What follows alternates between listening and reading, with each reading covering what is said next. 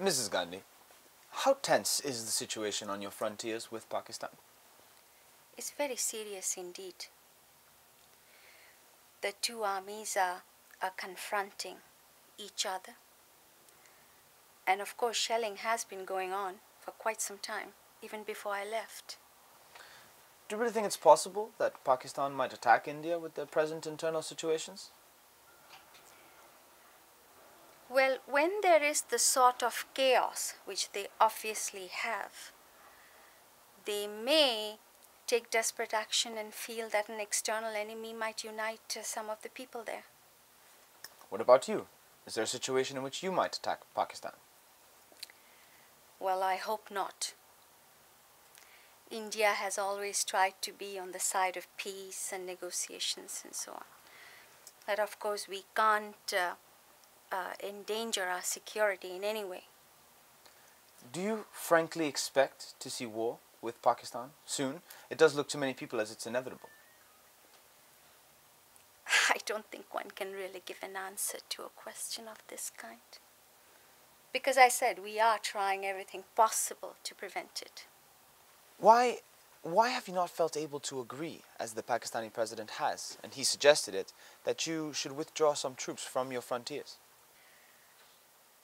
Pakistan, as I moved its troops forward, as considerable time before we did. Now, while they were there on our border, nobody raised any question that this would be as in endangers peace or in endangers our country. Now, when we felt compelled to, in the interest of our defense, the whole world seems to have woken up. Now, it seems a very unrealistic situation to me. And as far as going back is concerned, our positions are much further back. I mean, we don't have a second line that has that could serve us should Pakistan decide to attack after all. So it would not be, I don't think I'd be doing my duty to the country and to the people, if you would agree. And one thing you must remember is that we have never attacked anybody, but we have been attacked 3 times. But do you support the Bangladeshi guerrilla? Do you support the separate state in East Pakistan? You see, it's not the question of supporting or not. The question is what is likely to happen. I don't think we can shut our eyes to the situation in a neighboring state. I think, and I personally think that most of the world believes this, though they may not be willing to say it out openly, that Pakistan as it existed can never be the same again. But don't you think that the situation on your frontiers might be less dangerous if you, personally, were to meet Yahya Khan so that you could understand each other's positions more clearly? Have you read some of Yahya Khan and the president's speeches and interviews? Yes. Well, and do you still think it'll serve a useful purpose? Perhaps you would understand each other's positions on the frontiers better. You would understand why your troops are stationed there. No, I understand it perfectly well. There's absolutely no doubt in my mind. Our troops are stationed there because we were threatened by the military regime of Pakistan. In no uncertain words, there has been a situation of indirect aggression.